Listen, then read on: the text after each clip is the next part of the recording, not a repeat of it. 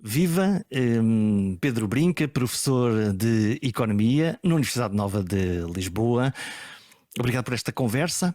Acho que venho aqui sempre, nós estamos sempre à procura dos economistas para nos ajudarem a perceber o mundo de onde é que anda o nosso dinheiro. E em bom rigor, nesta altura, o que me preocupa, o que acho que preocupa toda a gente é: vamos ficar mais ricos ou mais pobres neste próximo ano ou nos próximos 2 anos? Bem, a medida de riqueza de um país, e estamos a falar de uma riqueza média, não é? É o PIB real por pessoa, não é? A tal riqueza média.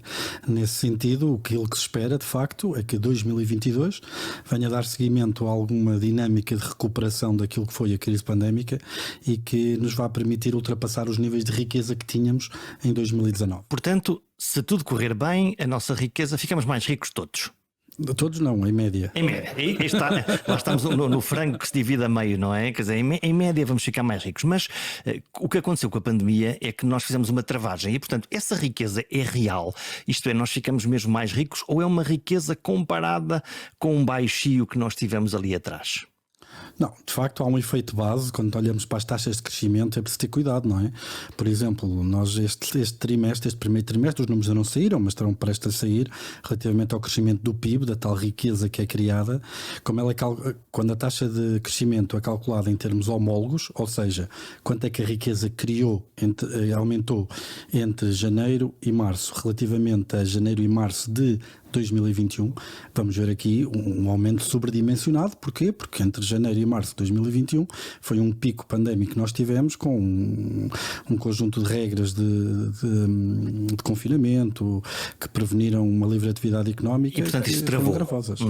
Exatamente, por isso a taxa de crescimento que nós vamos ver em termos homólogos se calhar atingirá perto dos 10%, para ter uma ideia, a taxa de crescimento do PIB neste momento. O que seria uma coisa extraordinária, não é? Nós dizemos, uau, mais 10% de rendimento, é fantástico.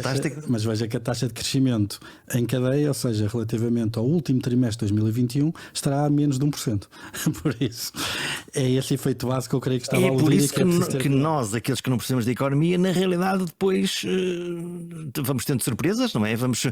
Por exemplo, eu agora vou ao supermercado e descubro que a minha conta do supermercado está a crescer substancialmente. Isto é, eu agora estou a sentir que estou a pagar mais. Veja, estas contas são fáceis de fazer. Entre 95 e 2014, o PIB português duplicou. Mas não quer dizer que a riqueza tenha duplicado. Porquê? Porque nesse período 80% foi inflação. Aquilo que interessa aos portugueses do ponto de vista do bem-estar não é o número de zeros que está no ordenado ou no cheque, é o número de bens que eles conseguem comprar com esse dinheiro. Mas nós, quando negociamos com o patrão, na realidade o que estamos a negociar é os zeros. Isso é verdade. Estamos assim enganados? Não, okay. Porque quando negocia com o patrão os zeros, tem subjacente, não é? Quanto é que os preços na mercearia estão a aumentar. Só que até agora nós estávamos mal habituados, não é? Exatamente. Com uma inflaçãozinha de 0,1, 0,1,5 e, portanto, estávamos todos mais ou menos. Estávamos tranquilos, não é? E subitamente agora temos números novos da inflação. Exatamente. Estamos aonde? Bem, neste mês os números saíram hoje do INE relativamente a março de 2022. Estamos a falar de uma taxa de crescimento de preços anualizada que excede os 5%. Mais 5%. Isto é a comparação entre um cabaz de bens que comprávamos no ano passado e que compramos agora. Como é que isso se calcula? Exatamente. Estamos a falar a taxa de crescimento, se não estou a erro, homóloga, ou seja, quanto é que os preços aumentaram este ano relativamente ao nível em que estavam no ano passado.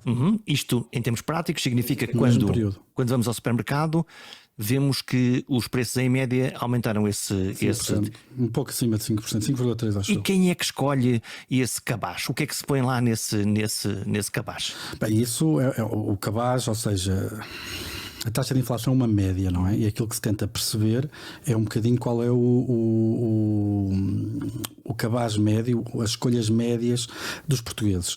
Quanto é que gastam em habitação, quanto é que gastam em transportes, quanto é que gastam em energia, quanto é que gastam em comida. E é um cabaz honesto. Defina-me honesto. Digamos que é assim, certo, nós precisamos de comida, precisamos, claro, de pão, de leite, de carne, de peixe. Isso parece-me que é mais ou menos tranquilo conseguir fazer esse equilíbrio, mas depois uns precisamos de gasolina para o carro, outros não sei se uma viagem entra aí ou não, ou transportes. Como é que se faz esta mistura? Põe-se tudo na bimbi? É um bocadinho. Quando é a média é assim, não é? Ou seja, a pessoa média se calhar não existe. Ok, é uma aproximação. É uma aproximação, é uma média. Claro que há pessoas cujo perfil de consumo se afasta muito do cabaz médio e então a taxa de inflação não reflete a perda de poder de compra dessa pessoa. Haverá outras que se aproximará mais. Por acaso até uma área de estudo que eu tenho dedicado há algum tempo.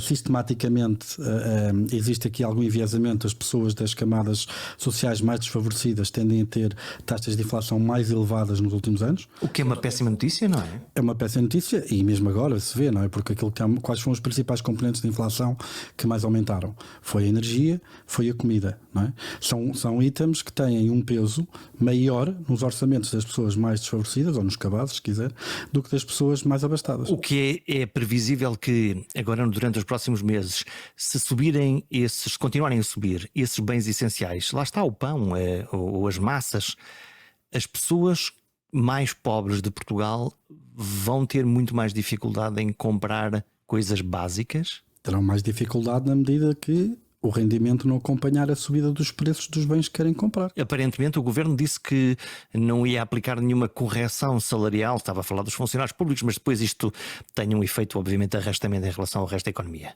Sim, a taxa de crescimento dos preços no setor público, se não me engano, acho que está abaixo de 1%, não tenho a certeza, corrija-me se estou enganado, claramente abaixo da inflação. Há uma perda real de poder de compra para os funcionários públicos, disso não há dúvida. E como é que se corrige no caso das pessoas mais pobres, no caso dos idosos, por exemplo, ou no caso das pessoas que ganham o salário mínimo, como é que se corrige este efeito para os proteger, no fundo, de uma coisa que se calhar nós os dois que estamos aqui sentados é uma coisa que nos aborrece, mas não muda a nossa vida no sentido de que depende do impacto que tenha, mas no caso das pessoas mais pobres claramente há um... É muito normal em muitos países desenvolvidos que os apoios sociais estão indexados à taxa de inflação. Que mais uma vez não resolve tudo, porque a taxa de inflação é a taxa de inflação média. Num estudo recente com dois coautores, aquilo que mostramos é que de facto, por exemplo, nos Estados Unidos, se a taxa de inflação, ou melhor, se os apoios sociais e a elegibilidade para pagamento de impostos ao nível federal fosse indexada à taxa de inflação que as pessoas efetivamente estão expostas, dado o seu perfil de consumo, que haveria cerca de 2 milhões de famílias nos Estados Unidos que não estariam a pagar impostos. E quem fala disto está a falar de apoios sociais como ajudas à alimentação, os food stamps, não é, que existem nos Estados Unidos, que em Portugal não são comuns. Aquelas cadernetas que permitem que haja umas senhas para comprar alimentos. Cá não existe, acho eu, mas que é comum, por exemplo, nos Estados Unidos. Em Portugal... Temos bancos alimentares e temos outro tipo de apoios que as pessoas vão ter. Quer dizer, esses apoios são não governamentais, entre aspas, não é? Então, e é possível prever o que é que pode acontecer à inflação nos próximos meses? Há um gráfico muito engraçado do Banco Central Europeu, que é a entidade que tem a obrigação, que tem a missão de seguir a inflação e estabilizá-la, que é o gráfico da crina do cavalo. Ou seja, que até há cerca de meio ano atrás, aquilo que víamos era a inflação sistematicamente abaixo dos 2%, sempre abaixo dos 2%. A cada mês que havia uma previsão ou um update das previsões do BCE, a previsão era que voltassem aos 2%, que era a taxa diretora, a taxa objetivo do Banco Central Europeu, e assim andámos vários anos, com sempre a esperar que no próximo trimestre voltasse para os 2%, e nada acontecia, sem nunca voltar para os 2%. Isto tudo prever a inflação é como tudo, não é? Truman costumava dizer que o sonho dele era ter um analista económico maneta, porque sempre que pedia conselhos ou pedia que lhe fizesse alguma previsão, ele dizia-lhe que on one hand this will happen, on the other hand that will happen. E com os economistas não é muito diferente. Veja, por exemplo, em pandemia, nós entramos em pandemia em 2020 e as projeções de crescimento para os diferentes blocos mundiais, 2020 não ia ser um ano extraordinário, tínhamos taxas de crescimento previstas relativamente baixas, até porque a Alemanha estava prestes a entrar em recessão técnica, mas para a Europa mesmo assim ainda tínhamos taxas de crescimento previstas de 1, qualquer coisa. Chegamos a março, vimos que estamos em pandemia, não é? E estas taxas de crescimento foram revistas para perto de zero, de repente, ou até ligeiramente negativas. Mas os economistas em março de 2020 tinham noção que de facto eram tempos extraordinários, porque uma pandemia não é uma crise económica normal. Então traçar um pior cenário possível em que a economia europeia poderia contrair até 3,5% ou 4%. Veja lá. O que era uma coisa assustadora. Assustadora. Nós chegamos a junho e a previsão central, já não era o pior cenário, era que contraísse a 10%. E fechamos o ano com uma contração de 6 e qualquer coisa. Portanto, é daí que vem a má fama dos economistas. A questão é que o problema que nos pedem para resolver é um problema muito complicado, se pensar bem nisso, não é? Ora, se você pensar nos meteorologistas, por exemplo, não é? Como é que, não sei se queres comparar os meteorologistas com os economistas? Na complexidade que é o problema, e o meu argumento é que o nosso problema ainda é mais difícil que o deles. Portanto, os políticos e a sociedade pedem-te, telefonam-te e dizem: Pedro, eu preciso de saber o que é que vai acontecer daqui a 6 meses. No fundo, aquilo que eu estou a fazer aqui, mas de uma forma completamente irresponsável, porque o que acontecer, eu não vou pegar nisto daqui a 6 meses a dizer: olha, afinal enganou-se. Não. Imagina, o primeiro-ministro telefona-te e diz: Pedro, tenho que fazer o orçamento, não este, o próximo, em setembro. O que é que eu lá escrevo? Qual é a variável que estamos a falar? Esse é o ponto, quer dizer, porque nós quando vemos um orçamento de Estado, é um documento político, ponto final, claro. Não é? Todos sabemos isso. Mas quando os vários governos fazem o seu orçamento de Estado, depois falam daquelas previsões como quase uma certeza absoluta. Não, mas isso é ridículo. Aliás, veja, quer dizer, qualquer economista como é que poderia antecipar um conflito na Ucrânia? Não é? Sim, é impossível. Nós já temos a incerteza toda associada aos fenómenos económicos, a interação entre bilhões de agentes, de empresas, pessoas. Quer dizer, quanto mais com um fenómeno completamente radical como este. Exatamente. Agora, foi assim na pandemia, não é? Uhum. Ou seja, nós podíamos desenhar, ter as melhores ideias sobre a dinâmica de sistemas económicos e de repente, mas o que é que nós sabemos de epidemiologia? O que é que nós sabemos se o vírus vai mutar ou não? Isso não está no nosso domínio. E depois não sabemos qual é. Lá está, essa coisa da confiança que é quando apareceu a pandemia, se calhar com o vírus, se calhar não vou comer fora. Portanto, esse é que é o problema adicional, sabe? Quando há um bocado lhe falei da questão do meteorologista, porque é que chove? Porque é que a água cai do céu? A água cai do céu por 2 razões, não é? Primeiro, gravidade. Nunca viu água aqui para cima.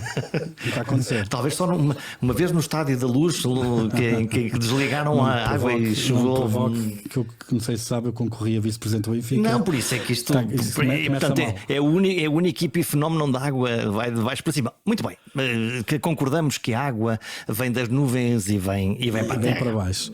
E eletromagnetismo são as 2 forças que regem mais ou menos o fenómeno meteorológico. São forças que já estão perfeitamente modeladas desde o século XIX. Os meteorologistas olham para os ventos, olham para as energias que se movem. E mesmo assim não acertam. Criam os modelos, normalmente avisam-nos, dizem: bom, estes próximos 3 dias nós temos aqui uma. Mas dizem, há 80% de hipótese que vai chover. Já pensou?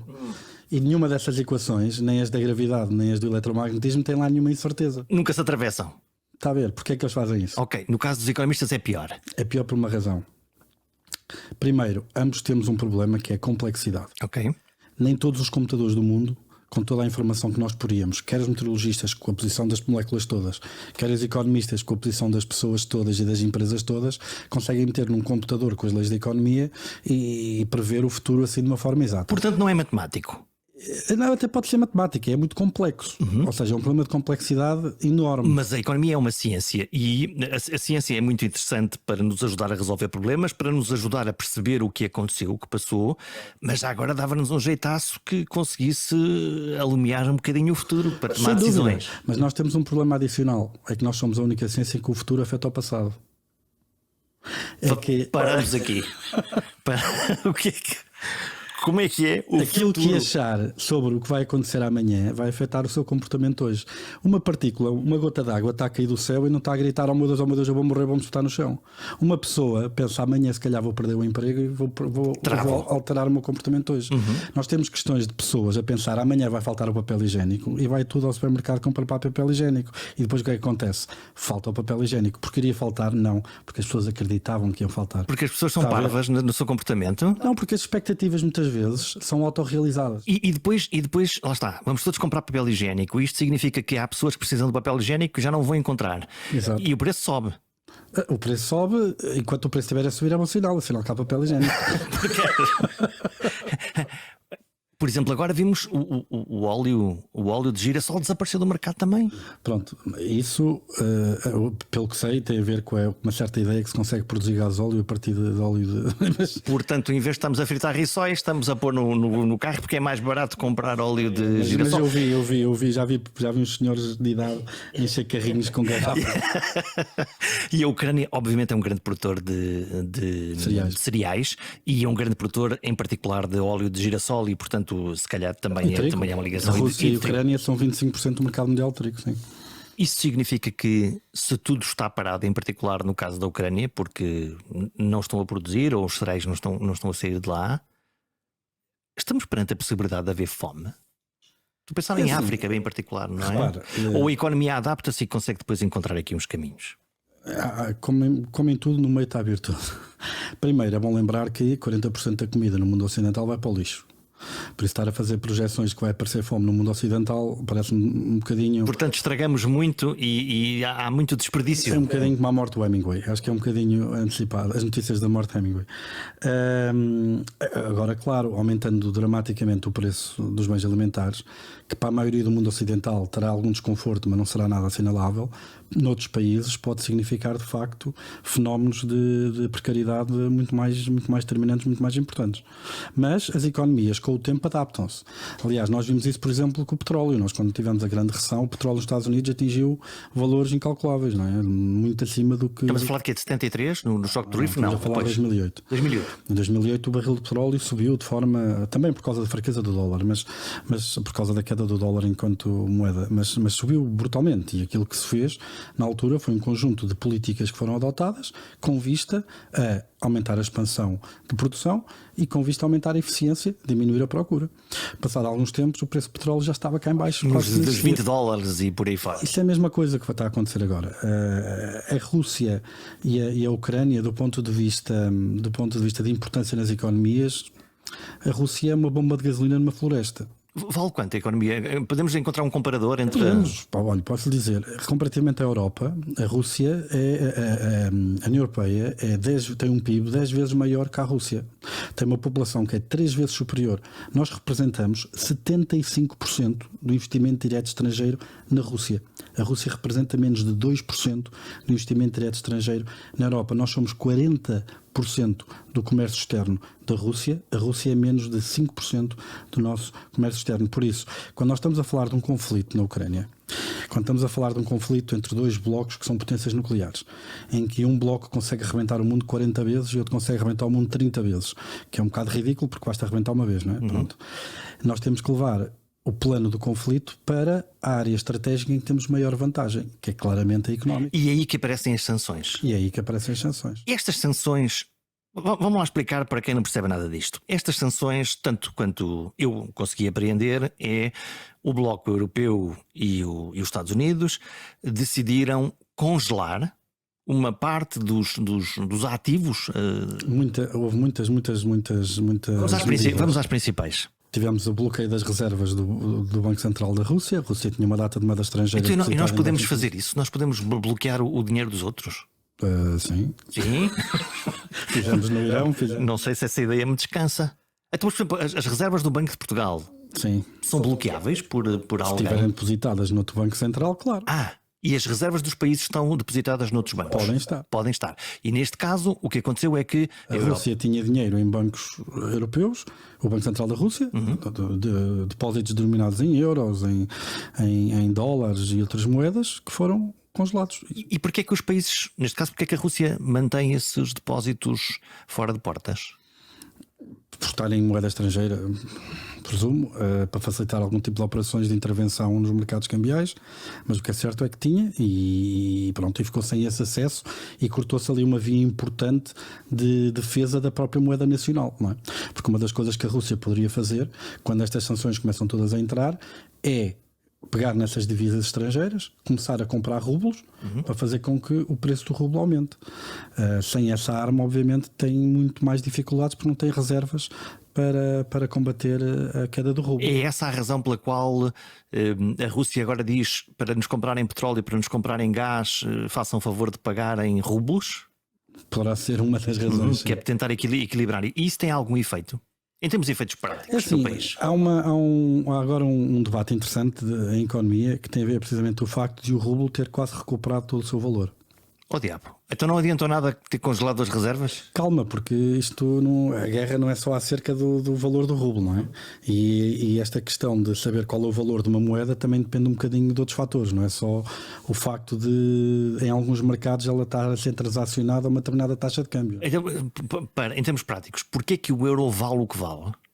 Ou não vale menos ou não vale mais? Procura e oferta. As Procura e pessoas oferta. que querem comprar euros versus as pessoas que querem vender euros. Ok, mas a moeda serve para eu comprar coisas, não serve. Exatamente. Pronto. Resultante do facto das pessoas quererem comprar coisas, por exemplo, isto é a teoria da paridade de poder de compra da determinação da taxa de câmbio, é precisamente esta ideia. Se uma televisão for mais cara nos Estados Unidos, não é, e mais barata na Europa, eu vou vender dólares e comprar euros para comprar a televisão na Europa. Ao fazer isto, o que é que eu estou a fazer? Estou a fazer com que o dólar deprecie, estou a fazer com que o euro aumente de valor e eventualmente está a chegar a um equilíbrio em que eu estou indiferente entre comprar a televisão nos Estados Unidos ou a televisão na Europa. Ou seja, seguindo a ideia de que é o poder de compra das pessoas e a vontade que elas têm de comprar nos sítios mais baratos que determina a procura e a oferta de moeda e o seu preço, na medida em que isso é verdade, é esta a dinâmica que vai determinar a taxa de câmbio. Agora, isto é observado na realidade? Não. E não por uma razão simples, porque há um conjunto de bens que não são transacionáveis. Eu vivi na Suécia e custava-me 60 euros cortar o cabelo. Porque é que não vinha a Portugal?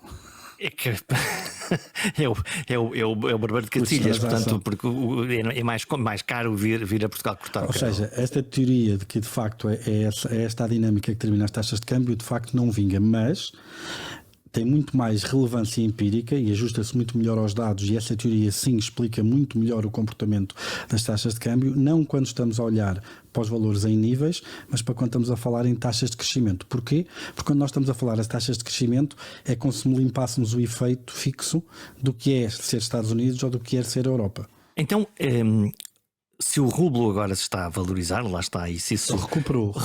Portanto, desvalorizou e depois voltou a valorizar-se.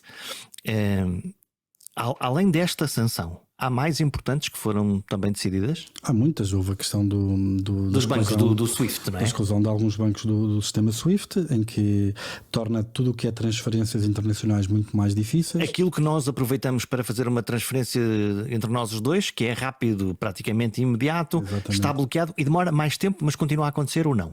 Pode acontecer, só que é muito mais moroso, não é? E logo mais caro. E logo mais caro, e é logo ali um empecilho à atividade económica. Nós começamos a ver pessoas na Rússia entrarem em pânico e quererem levantar dinheiro às caixas multibanco com medo que o sistema financeiro falhe, e depois voltamos às tais profecias autorrealizáveis, etc. Se há o medo, eu vou a correr, se eu vou correr, isto pode acontecer uma catástrofe, e então ela pode acontecer. E depois aquilo que as autoridades russas fazem é proibir, não é? Como fecharam a bolsa, por exemplo. O MOAX, que é o principal índice bolsista russo, perdeu para aí 42% do valor. O que eles fizeram foi fechar a bolsa no fim de fevereiro. Deixou de haver transações. No caso, Na Grécia, por exemplo, quando foi a questão da crise do euro, meteram limites aos montantes que as pessoas podiam levantar nas caixas multibanco para evitar uma corrida aos bancos e a própria falência do sistema financeiro. porque se todos fôssemos agora, a cada um ao seu banco, dizer venha aqui resgatar o meu Mas dinheiro, isso é verdade em qualquer país, até na Noruega. portanto, é um ato de fé. Nós achamos que o dinheiro está lá no banco, mas ele não está. Eu não sei se é um ato de fé. Em certa medida será, no sentido que é a confiança no sistema financeiro que permite às pessoas, de facto, terem o dinheiro em depósitos à ordem e não correrem para ir buscar. E quando essa fé se esgota, sim, pode haver uma corrida aos bancos, instala-se pânico e as instituições podem ir à falência, mesmo que estivessem saudáveis. Retrospectivamente, se nós olharmos aqui para Portugal, quando determinados bancos foram à falência verdadeiramente, esse problema podia-se colocar, a menos que lá está, que o Estado fizesse aquilo que normalmente faz, que é garantir que Há aqui duas coisas que é importante separar. Uma questão é os fundamentais, não é? Até que ponto é que a instituição, o país, a empresa, o banco tem critérios objetivos e fundamentais para estar solvente. Outra coisa completamente diferente é a gestão das expectativas. Veja, por exemplo, em março de 2012, Mário Draghi fez aquele célebre discurso de nós faremos o que for preciso para salvar o euro. não é? E passado 3 meses criou uma coisa chamada Outright Monetary Transactions, que era um mecanismo a que os países com problemas de pagar as suas dívidas poderiam recorrer, mas que qualquer país da União Europeia, mas que nunca recorreram até hoje. Nunca recorreram até hoje, mas que foi criado e apenas pelo facto de existir fez colapsar as taxas de juros. Portanto, uma lógica de façam o que quiserem, mas eu tenho aqui um poder dissuasor que não é muito estabiliza. diferente do que aconteceu agora com o Covid e com Lagarde. Lagarde, a 12 de março de 2020, veio dizer que isto da pandemia não era a mesma coisa que a crise financeira de 2008 e que não havia o mesmo papel de intervenção do Banco Central Europeu. O que é que aconteceu a 12 de março? Ela teve esse discurso e os juros da dívida pública portuguesa, italiana, francesa e espanhola dispararam. 6 dias depois faz outro discurso. Bem, isto não era bem assim. Eu se calhar enganei-me, vamos mudar. Não disse que se calhar enganei, mas disse. E então lançou o Pandemic Emergency Purchasing Program, que era um programa de compra de dívida soberana que era 5 ou 6 vezes superior. Então, as expectativas importam. Aliás, o papel higiênico, caso clássico. Caso perfeito. Então, este aumento da inflação é por causa da guerra, é por causa da pandemia ou é porque o Banco Central Europeu passou a imprimir notas para comprar a nossa dívida? Bem, há uma parte seguramente que tem a ver com os déficits orçamentais dos países. Porque eu ouvi bem a explicação da televisão, não é? Que, portanto, se eu agora para comprar a mesma televisão passei a ter mais dinheiro impresso e a circular... E é o mesmo número de televisões. Oh, diabo! Ficam mais caras. Vão subir, não é? É isso. Veja, de facto há uma eu parte estava da tão inflação... feliz com esta ideia de que o Banco Central Europeu ia comprar a nossa dívida e nós estávamos mais tranquilos. Não, mas repare, de certeza há aqui uma parte, uma componente que tem a ver com o déficit orçamental dos Estados. Quando é muito grande pode pôr pressão sobre preços. Aliás, há 5 ou 6 teorias diferentes de inflação e todas previam que irá haver inflação agora. Essa é por um lado, ok? E também é interessante observar que foram os países que foram mais expansivos nas ajudas às respectivas economias, em termos de ajudas diretas, como a Alemanha, que foi o campeão, foram os países logo cá à cabeça que tiveram mais inflação. Por isso, por aí está certo. Mas também é preciso ver, ainda hoje os números do ISEG assim, do INE assim o mostram, que os itens onde houve mais pressão sobre preços foram energia e alimentação. E num primeiro momento a energia tem um impacto relativamente reduzido enquanto bem só, rapidamente se alastra porque todos os outros bens são produzidos à custa de energia, de uma forma indireta, não é? Portanto, se sobra o custo da eletricidade nas fábricas, nas empresas ou no transporte, logo o preço final que nós vamos pagar pelos bens é mais alto. E isto também é consequência de outras políticas, como por exemplo de termos acabado com as centrais de carvão por causa da descarbonização, do fim do nuclear na Alemanha, que nos meteu muito mais expostos aos preços do gás natural da Rússia, e agora estamos a sofrer por isso, não é? Portanto, bloquear o consumo, a compra de, não digo do petróleo, mas do gás russo amanhã de manhã seria um problema para países como a Alemanha, como a Itália, que dependem muito daquele gás? Bem, pior de todos ainda seria a Hungria, cujas importações de gás natural da Rússia atingem 90%, não é? Mas foi feito um estudo para a Alemanha do impacto de desligar, fechar o contador relativamente a gás e petróleo russos, e estamos a falar de menos de 1% do PIB. É isto que vale. Isto na economia. Isto na economia, claro, em média. Mas na vida real. Não, mas a economia é a vida real. Não, mas o que eu digo é assim: se os equipamentos e afins, por exemplo, do aquecimento funcionam a gás, vão passar frio ou há uma adaptação rápida? Essa é que é a chave. É quão rápida que é a adaptação. Quão rápida que a Alemanha, por exemplo, consegue substituir a energia que estava importada da Rússia por outras fontes. Foram feitos esforços imensos em adaptar os portos do Mar do Norte para receber lá gás liquefeito, negociações com a Noruega para a importação de gás natural, etc, etc, etc. Portanto, é uma questão de tempo? É uma questão de tempo. No curto prazo dói muito. Sem dúvida, não há dúvida. E é essa a hesitação que a Alemanha tem quando olha para a possibilidade de haver essa sanção. A Alemanha é um país interessante porque há aqui uma discussão grande entre o poder político, por um lado, e os analistas e os académicos. Porque não se entendem? Não. Os académicos... Não é só na Alemanha. Bem, aqui nem os ouvem, não é? Na Alemanha ainda os ouvem, mas dizem-nos que não. Aqui nem sequer nos ligam nenhuma. Aqui metem um engenheiro de Minas à frente de um plano de recuperação e resiliência que provavelmente já é comparado em volume ao ouro que veio do Brasil. Precisávamos de uns economistas lá? Não sei, olha, a Grécia, por exemplo, meteu um prémio Nobel da Economia à frente do plano de recuperação e resiliência deles. A França contratou também economistas franceses. Isso é uma previsão de que pode não correr bem? Não, repara, eu estive há tempos numa conferência com o Mário Centeno, em que confesso que até achei piada, porque na intervenção de Mário Centeno a sensação que dava é que Mário Centeno ainda era Ministro das Finanças. Portanto, No discurso, na maneira de falar. Na maneira de falar, no âmbito dos tópicos que abordou. Ele agora lidera o Banco de Portugal. E na maneira como elogiou as políticas que foram tomadas, não é? Por ele próprio. Exato. Mas ficou claramente qual é estabelecida ali, qual é a estratégia e a visão que foi feita quer para o PRR, para a economia portuguesa. Portugal tem um problema orçamental. Temos uma dívida enormíssima, sem dúvida, que neste momento só é sustentável. Lembrem-se que nós entramos em bancarrota e pusemos de ajuda da Troika quando a dívida estava a 100 e poucos % do PIB. Neste momento está a 127. Depois ela subiu. O que é estranho, nós pedimos ajuda e a nossa dívida subiu? Não, o PIB é que desceu. Como aquilo é um rácio. Bem visto. Bem visto. E então o que é que acontece? O que acontece é que durante 2010... Portanto, nós falimos, precisamos de dinheiro, precisamos de ajuda, mas empobrecemos. O que é que eu não estou a perceber aqui? Não, a questão é que a taxa de... O país tem uma determinada dívida pública, não é? E para manter essa dívida pública é preciso pagar juros, não é? E depois vender mais títulos certificados de aforro no mercado. Que são promessas de que a seguir o Estado daqui a uns anos há de pagar de volta. O que nós estamos a fazer é sempre o rollover. Não é? Porque os Estados são eternos e, portanto, como é que é? A dívida não se paga, gere-se, ouvi eu dizer. Exatamente. O problema é gerir a dívida quando as taxas de juros começam a disparar e os mercados começam a achar que não vamos pagar. E então dizem, bom, eu não te empresto. Ou não, eu empresto, pagas é 4 ou 5 ou 6 ou 7 ou 12 ou 15 ou 18%. E portanto passamos a ter o tal tetozinho dos 7% que fez com que nós precisássemos de ajuda. Pura e simplesmente era impossível manter uma dívida daquela, porque basta pensar nestes moldes. Nós desde o 25 de Abril tivemos um orçamento superavitário, que foi em 2019. Portanto, honra seja feita a Mário Centeno. Gastamos menos do que aquilo que criamos em termos de riqueza. Não, gastamos mais que aquilo que cobramos em termos de impostos. Sempre, habitualmente. Mas há um ano em que nós conseguimos... Há um ano em que conseguimos não gastar mais do que aquilo que cobramos em impostos. O que é que correu mal? Pronto.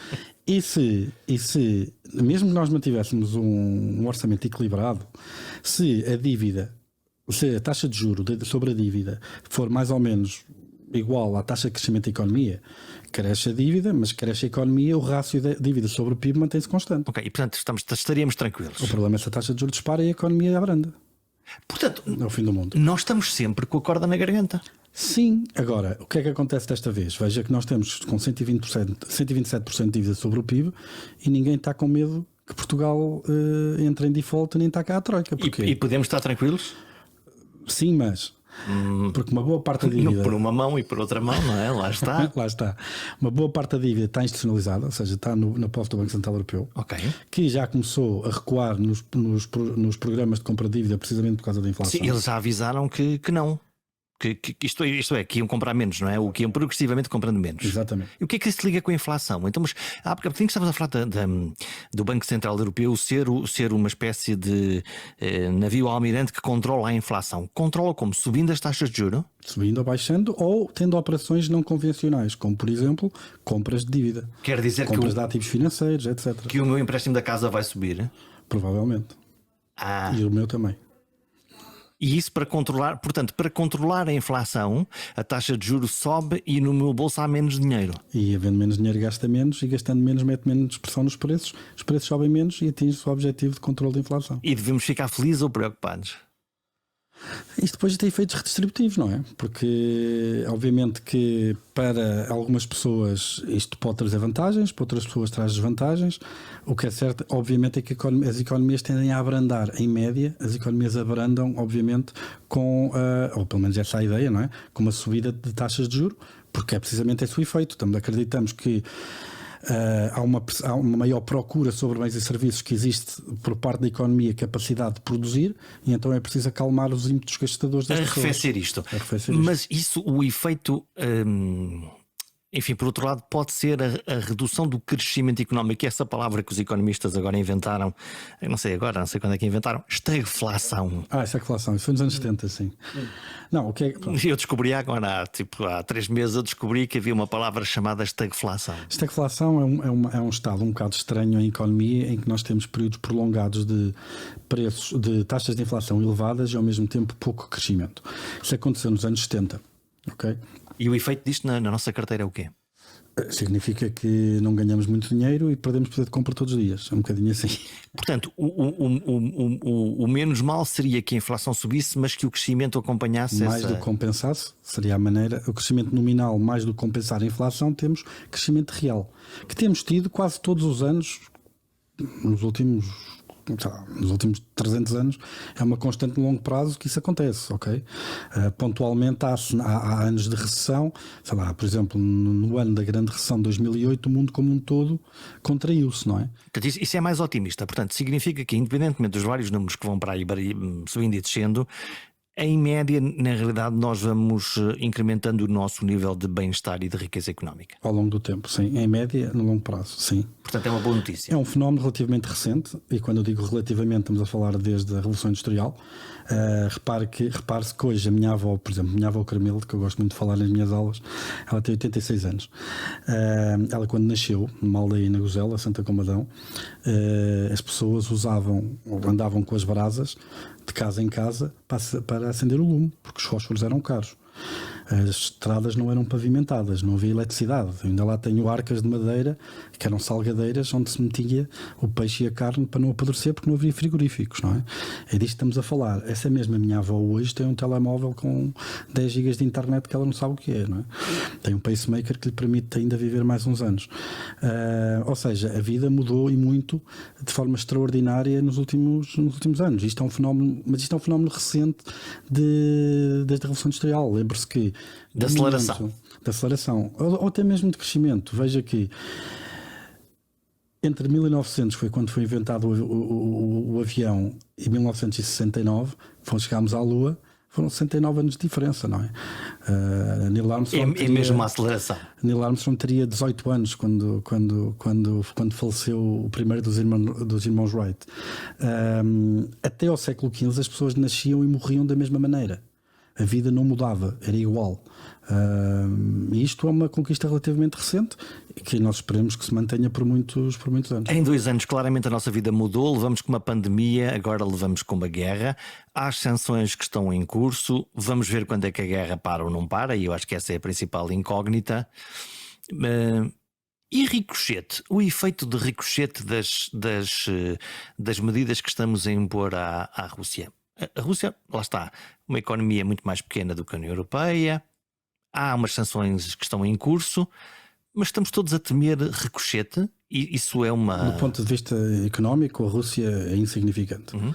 Então porque é que ontem, por exemplo, a Organização Mundial do Comércio avisou que podíamos ter, enfim, que podia haver dificuldades no comércio internacional e que isto podia haver uma contração? Veja, claro que o facto de ser insignificante em média não quer dizer que não hajam alguns setores onde se criem problemas. Já vimos a questão dos cereais, vimos a questão, por exemplo, do paládio, vimos a questão do níquel, que são metais usados na indústria automóvel, obviamente da questão do gás natural, mas quer dizer, a Rússia exporta principalmente matérias-primas, facilmente substituíveis, não no muito curto prazo, mas seguramente médio prazo. Os próprios Estados Unidos já enviaram delegações diplomáticas à Venezuela, à Arábia Saudita, para aumentar a produção. Por isso, em breve, esse problema da questão do abastecimento de energia, por exemplo, estará completamente resolvido. E isso pode resolver a questão da inflação também, ou pode ajudar a resolver a questão da inflação? Na medida em que a inflação está a ser determinada por disrupção nos fornecimentos desse tipo de bens, sim. Hoje estamos numa Europa que se fala de remilitarização. O caso da Alemanha é um bom exemplo paradigmático. Em Portugal também já se fala de passarmos de 1% para 2% do PIB. Acho que as contas são essas. E investir em armas, na perspectiva unicamente económica, é um bom investimento ou é dinheiro que vai para ali e logo já não vai para as áreas sociais, por exemplo? Isso é uma pergunta não para um economista, mas para um político, não é? Porque isso é uma decisão política. Repare que nós estamos... Exclusivamente política. Exclusivamente política. Não é o trabalho do economista meter-se nessa decisão. Isto é uma decisão política dos cidadãos. Eu tenho a minha opinião enquanto cidadão, não tanto enquanto economista. Então, se pusermos dinheiro na economia... Esse dinheiro pode ser reprodutivo em termos económicos? Sim, sem dúvida, porque obviamente para fabricar um míssil é preciso empregar pessoas, é preciso consomem-se matérias-primas, pagam-se ordenados, há a remuneração de um conjunto de fatores, há um efeito multiplicador na economia, sem dúvida, seja para produzir um míssil, seja para produzir um hambúrguer, mas é óbvio que quando um míssil de 200 milhões rebenta no meio do oceano, são 200 milhões de bem-estar que vão ao ar, não é? É completamente diferente de investir numa escola que está continuamente a formar capital humano, a educar pessoas, etc. Aí não há dúvida nenhuma. Mas é bom também lembrar que a Europa vive no maior período de prosperidade e paz da sua história. Um continente que é particularmente conhecido na sua história mais para trás como um dos mais sangrentos da história do mundo. Portanto, vivíamos na realidade. Vamos usar o passado, não é? Porque já não estamos em paz neste momento. Sim, a Ucrânia faz parte da Europa, até aos Montes Urais, não é? Pelo menos a Europa E tivemos o exemplo da Jugoslávia também, onde as coisas não estavam. Podemos olhar para a frente. Nos últimos anos, para a frente olhando para trás, eu vou seguir a regra dos economistas. Eu já aprendi aqui uma coisa importante, que é, nos últimos 20 anos... Mas eu queria só dizer uma coisa acerca dos 2% da defesa. Nós estamos contratualmente obrigados pelo Tratado da NATO a gastar 2% do PIB em defesa. Portanto, é uma obrigação nossa. É uma obrigação nossa que nunca cumprimos. E temos vivido muito à custa do que é o orçamento de defesa dos Estados Unidos. E estamos aqui neste cantinho e, portanto, ninguém olha para nós com muita atenção. Temos feito um bocado de free riding acerca disso. Veja que o aumento do orçamento de Estado de defesa dos Estados Unidos é igual ao total dos orçamentos de defesa de toda a Europa. Quer dizer, é esta a ordem de proporção que nós estamos a falar. E, portanto, agora quando nós estamos a falar de segurança, na realidade fomos apanhados com as calças na mão. Um bocadinho, quer dizer, sem dúvida é complicado, mas é assim... Quando nós estamos num cenário de Guerra Fria, nós só precisamos conseguir destruir o mundo uma vez. Quer dizer, destruí-lo 50 é a mesma coisa que destruí-lo uma, não é? Essa ideia é perturbadora. Olhando para os últimos anos, a economia portuguesa nos últimos 20 anos cresceu de uma forma anémica. Posso usar a palavra, a expressão. Como é que nós resolvemos isto? O que é preciso fazer? Já tivemos governos à esquerda e à direita. Já vai tivemos dar uma Teresa Ferreira Leite. O que é preciso fazer? Espero que não seja suspender a democracia, seguramente não. Mas parecemos estar sempre a vacilar. No fundo, ninguém. E a resposta pode não ser simples. Eu aceito essa resposta como inicial. O que é que nós precisamos de fazer para começar a crescer ou para começar a crescer progressivamente? No fundo é isso. Repare, veja uma coisa. Somos um bom país, temos bom clima, não parece que sejamos pobres nem ineptos. A parte de ineptos, às vezes somos que desorganizados. O que é que nos atrapalha? Olha, primeiro, sabe qual é o país da União Europeia, a 27, que tem menor percentagem de trabalhadores entre os 25 e os 65 anos com mais do que o 9º ano? Não faço a ideia, somos nós. Campeões da Europa. Portanto, significa que não formamos suficientemente bem a nossa... Não, é um problema geracional, não é? Obviamente no 25 de Abril tínhamos o que tínhamos. Há aqui um grande movimento de escolarização que se vai fazendo mas obviamente isso não acontece a dia para o... E isso dará resultados, mas ao mesmo tempo... Tanta coisa, nós fazemos 5 programas só sobre isso. Sobre Portugal. E não chegava. Mas estou à procura de soluções. Quer dizer, Não, repare, as soluções chama-se, por exemplo, em Portugal, nós de facto temos o problema da escolaridade. Então pensamos, vamos investir na escolaridade para formar as pessoas, etc. Mas depois olhamos para a parte da reprodução geracional. E de facto, quando olhamos para os países todos da OCDE, os países que mais investem em percentagem do PIB em educação são aqueles em que a educação dos filhos menos é determinada pela educação dos pais. Portanto, um elevador social. Exceto em Portugal. Exceto em Portugal. Portugal está no fundo da lista. Em termos de mobilidade social, em termos de dependência de qual é o nível educacional que vai atingir relativamente aos seus pais. Portanto, os filhos dos engenheiros e dos médicos e afins têm mais possibilidade de conseguir muitíssimo mais possibilidades do que em qualquer outro país. Lá está a falhar o elevador social, então. Exatamente. Por exemplo, quer mais? Olha, Portugal é o país da Europa onde é mais difícil cobrar dívidas.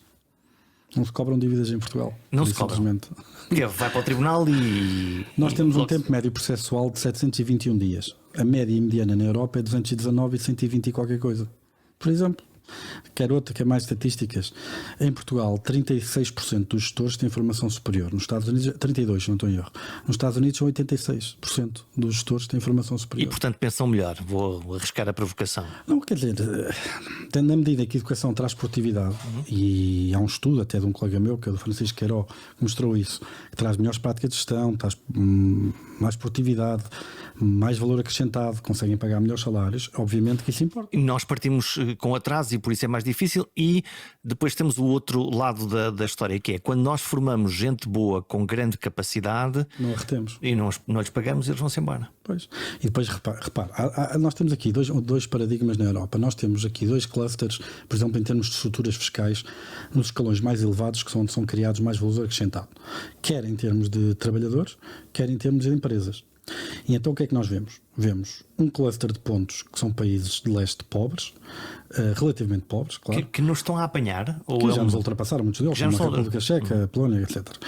Que são países relativamente mais pobres, pouco capitalizados, ainda pouco produtivos, mas com uma dinâmica de crescimento muito forte e com uma estrutura fiscal relativamente leve. Depois temos países ricos, capitalizados, muito produtivos, o centro europeu, Holanda, França, Alemanha. Os nórdicos também ou não? Os nórdicos, com estruturas fiscais pesadas para sustentar um Estado social forte. E depois temos Portugal.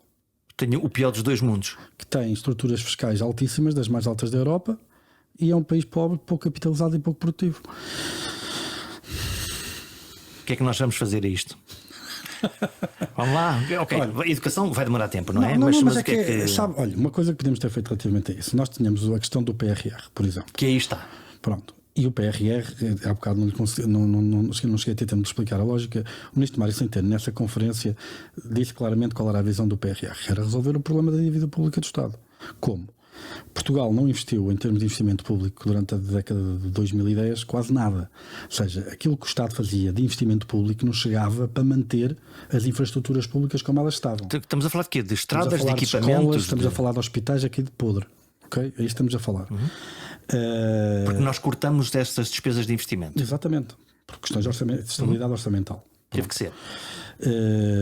Teve que ser. É discutível, mas sim. Mas é admissível mas para foi. essa posição. Ok, sim. Vamos à realidade. Foi. Exatamente. E qual é o plano para o PRR? O plano para o PRR é usar essas massas, esses fundos europeus, para fazer investimento público e consolidação orçamental.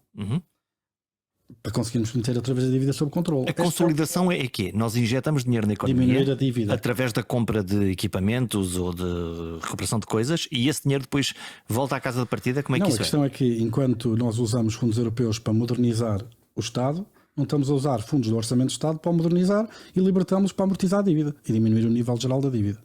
É isto que quer dizer. Quer dizer que não vamos ser beneficiários do PRR na prática? Veja, nós enfiámos 1.000 milhões de euros em modernização administrativa e finanças e ninguém me disse qual é o retorno.